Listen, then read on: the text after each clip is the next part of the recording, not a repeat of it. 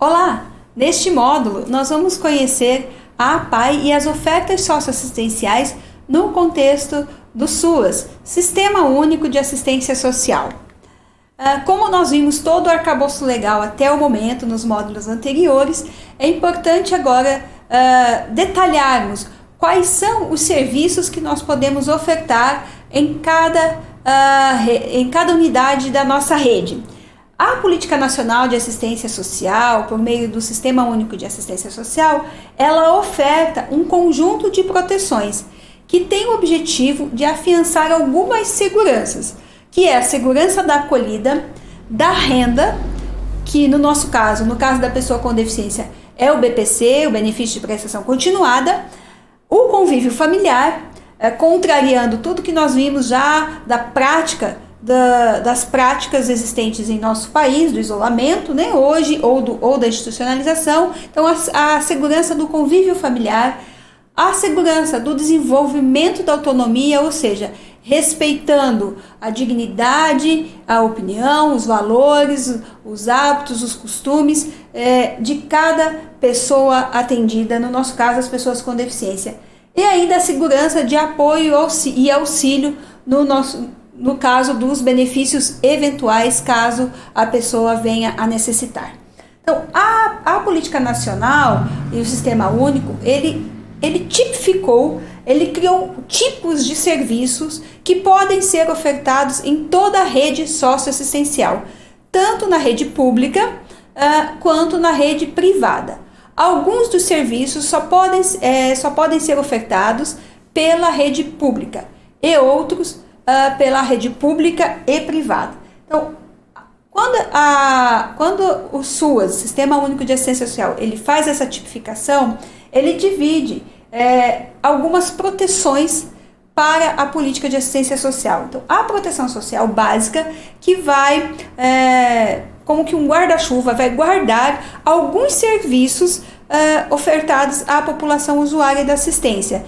Esses serviços ofertados na proteção social básica, eles buscam atender aquela população que está em situação de vulnerabilidade social, de forma individual ou de forma coletiva, mas que está em situação de vulnerabilidade social, mas que ainda não foram violados os seus direitos, que ainda possuem vínculos familiares, às vezes fragilizados, mas que há uma grande possibilidade de resgate. Então, todas as ações, serviços, projetos executados na proteção social, eles vão buscar sempre um caráter mais de proatividade, do fortalecimento de vínculo, de empoderamento daquela população e de acesso, oportunizar o acesso dessas pessoas tanto à política pública de assistência social como às demais políticas e demais direitos.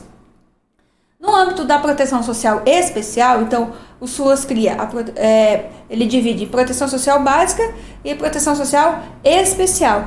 No âmbito da especial, então, são desenvolvidos serviços, programas e projetos atendendo a população com maior vulnerabilidade social, com violação de direitos, com fragilização de vínculos, mas muitas vezes já os vínculos rompidos, em situação de dependência, no caso da pessoa com deficiência, né, ou idoso, ou às vezes criança. Então, às vezes a situação de vulnerabilidade ela é maior, agravada pelo ciclo de vida ou pela condição que aquela pessoa se encontra.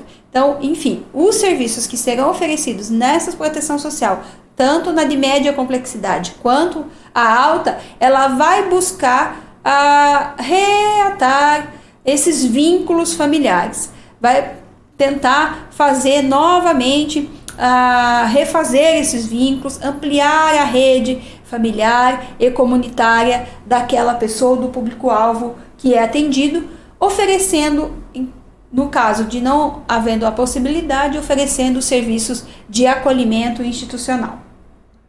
Então, a tipificação, a resolução 109 de 2009, que é uma resolução do Conselho Nacional de Assistência Social, do qual nós chamamos de tipificação. Então, ela tipifica, ela cria um cardápio de serviços distribuídos pelos níveis de complexidade que são chamados de proteção. Proteção social básica, proteção social especial, de média e proteção social especial de alta complexidade. Os serviços, eles estão dispostos da seguinte forma. Então, na proteção social básica, nós temos o serviço de proteção e atendimento integral à família, conhecido como PAIF.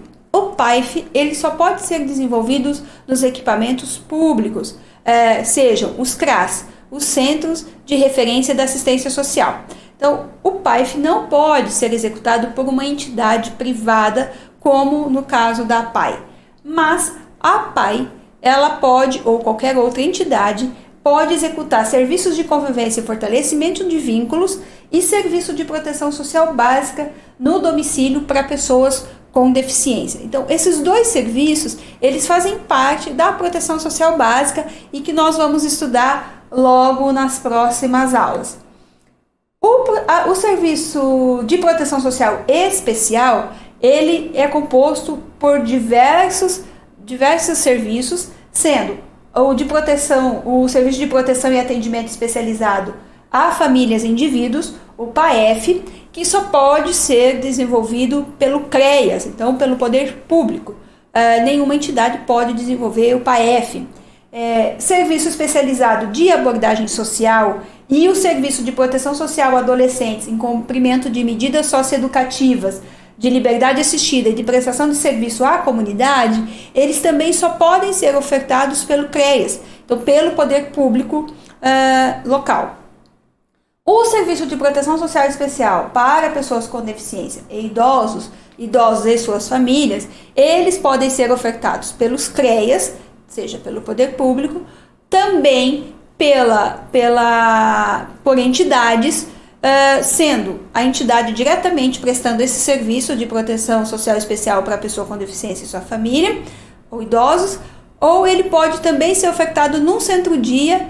Todo centro-dia precisa ter esse serviço dentro para poder funcionar, mas nem todo esse serviço, eu posso desenvolver apenas esse serviço sem ser um centro-dia. A APAE pode desenvolver esse serviço.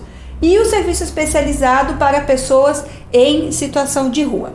Então, esses são o cardápio, vamos dizer assim, da proteção social especial, de média complexidade. Na alta complexidade, nós temos também alguns serviços que são os serviços de acolhimento institucional, que possuem algumas modalidades. O abrigo institucional, a casa-lar e a casa de passagem. Então, as instituições privadas, como a PAI ou outras, elas podem desenvolver atividades de abrigo institucional ou de casa-lar e de residência inclusiva também. Então, essas são as modalidades de acolhimento institucional.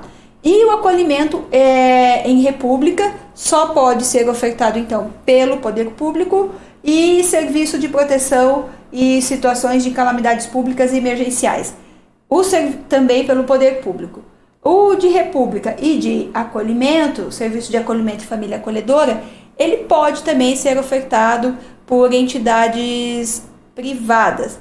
Porém, para a pessoa com deficiência, apenas o serviço de acolhimento e família acolhedora, serviço de residência inclusiva, casa-lar e abrigo institucional.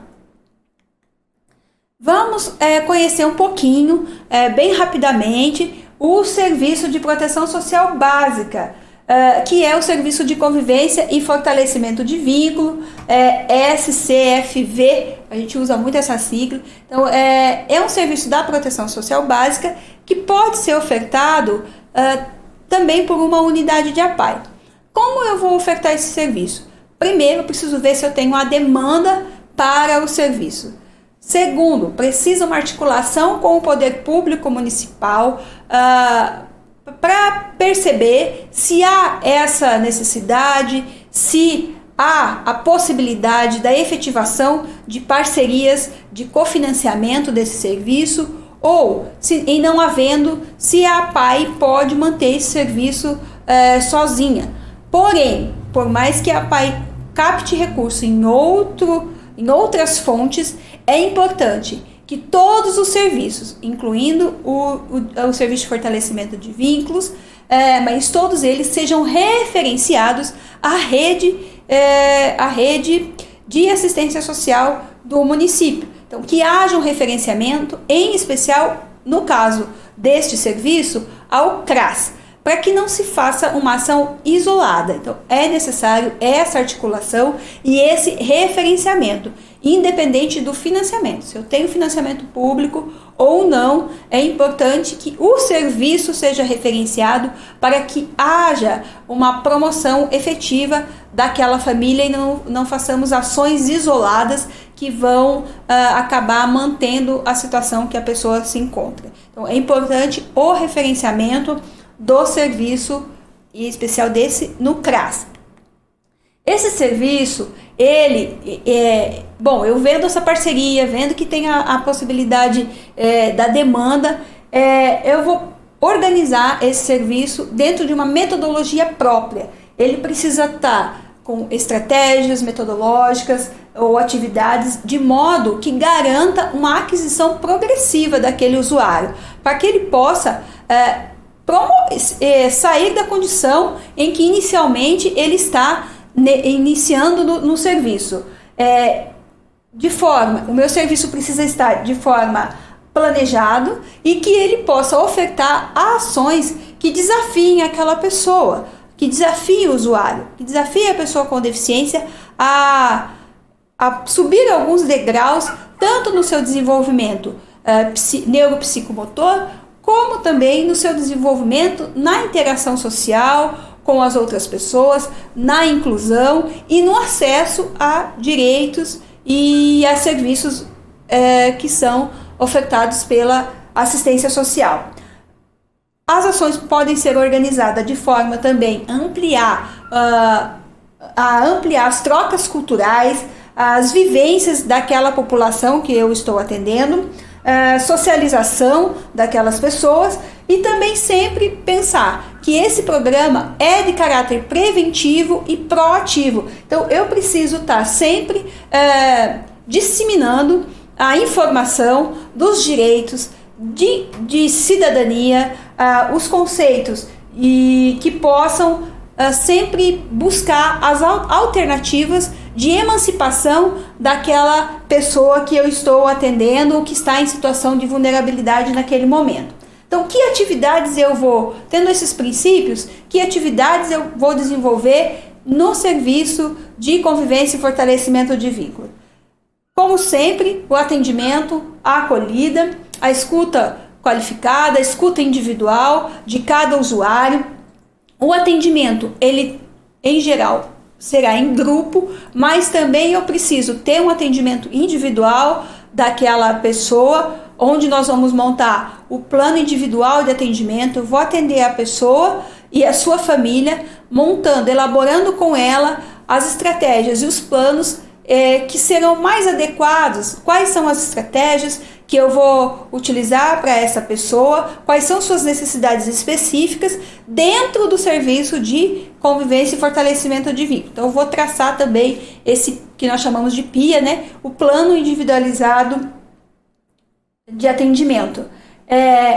Podemos também realizar atendimento por meio da visita domiciliar, desenvolver programas e projetos específicos que envolvam não só a pessoa com deficiência que está participando ou as pessoas que estão participando daquele grupo, daquele coletivo daquele grupo de convivência e fortalecimento de vínculos, mas também a sua família, todos os membros da sua família. Então, eventualmente, ou eu posso também ter sistematizado encontros que busquem o fortalecimento desses vínculos, não só entre os pares, mas também com sua família.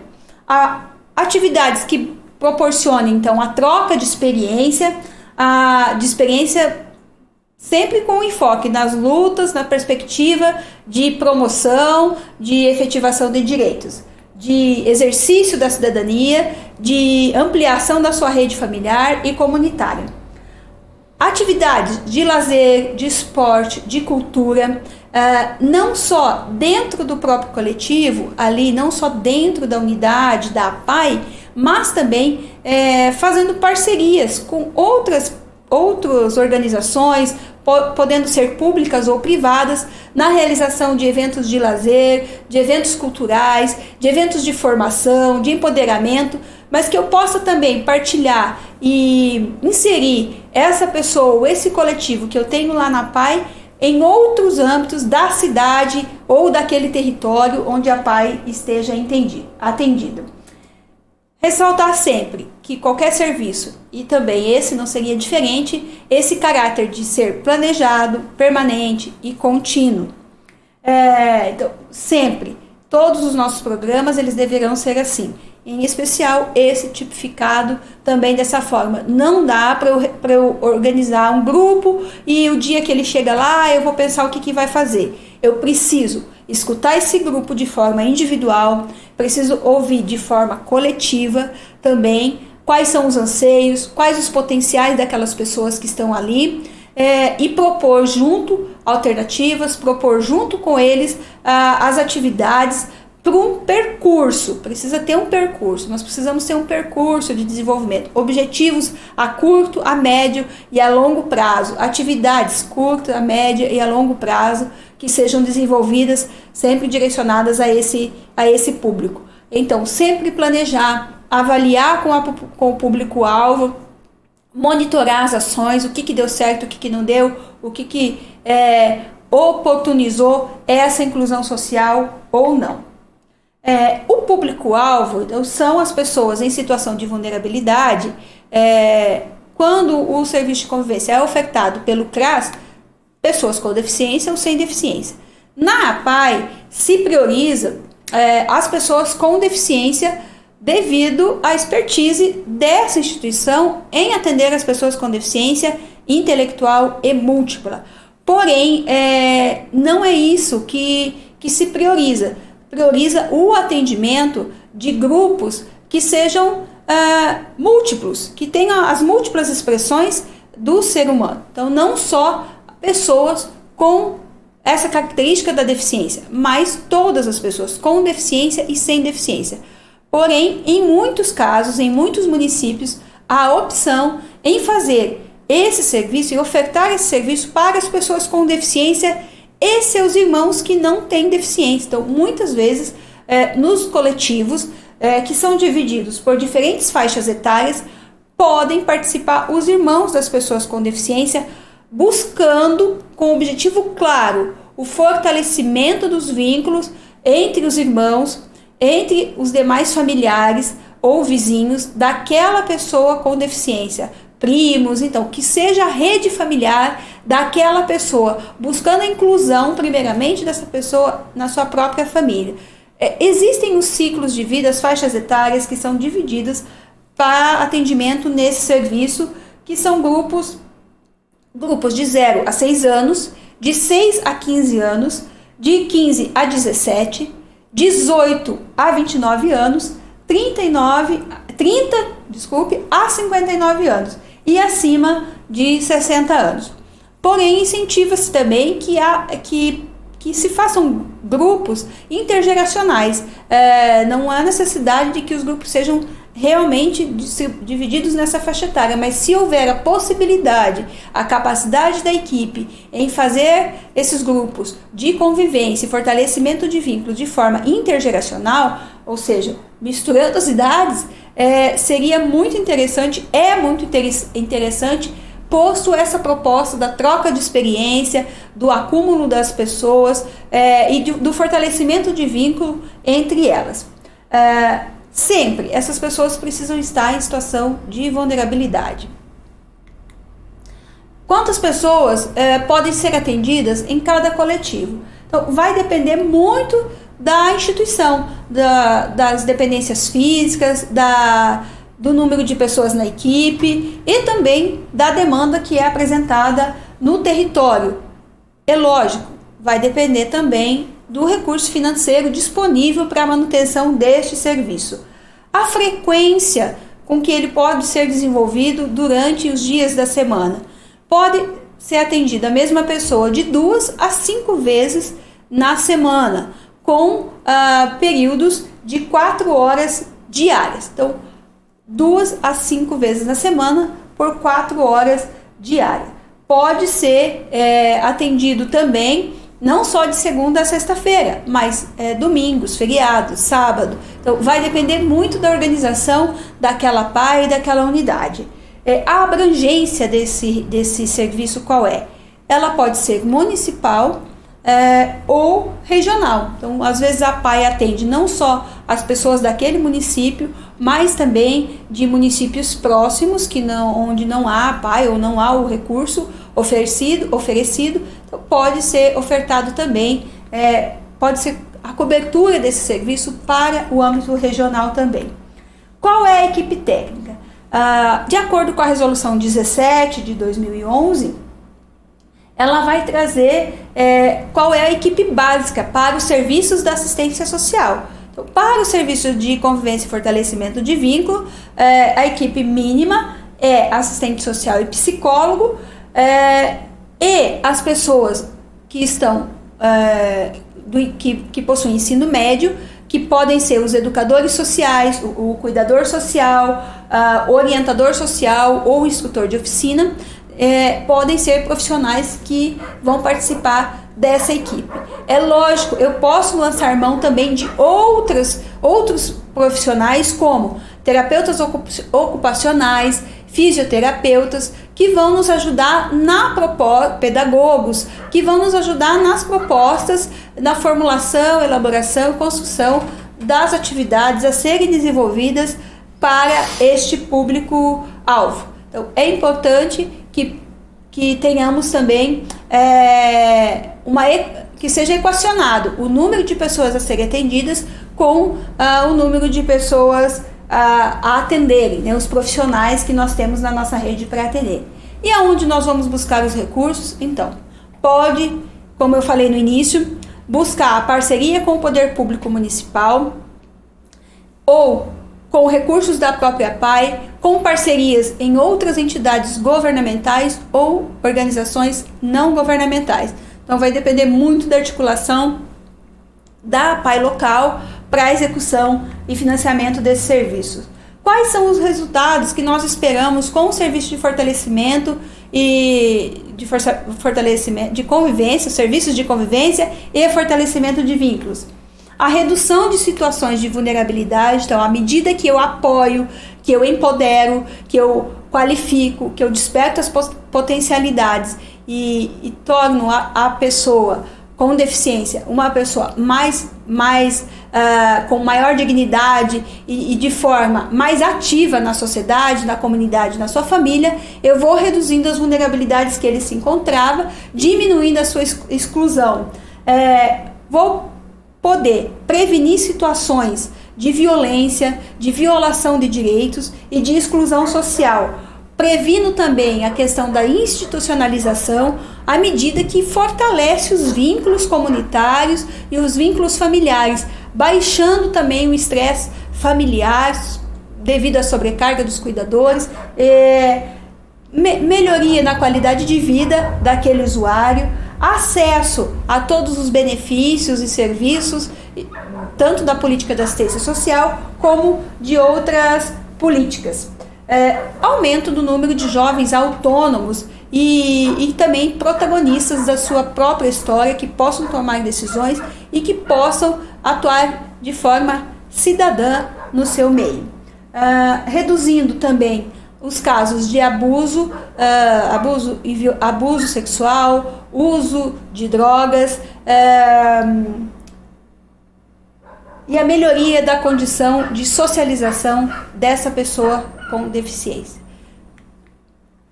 Você pode conhecer melhor esse serviço acessando o link que nós vamos deixar disponível para você, aonde existem no site do Ministério da Cidadania documentos que orientam e descrevem todo o serviço, em especial também a concepção do que é convivência e fortalecimento de vínculo, mas também perguntas e respostas sobre esse serviço. Então, acesse o site se você tiver interesse e perceber que esse serviço pode ser desenvolvido na sua APAE.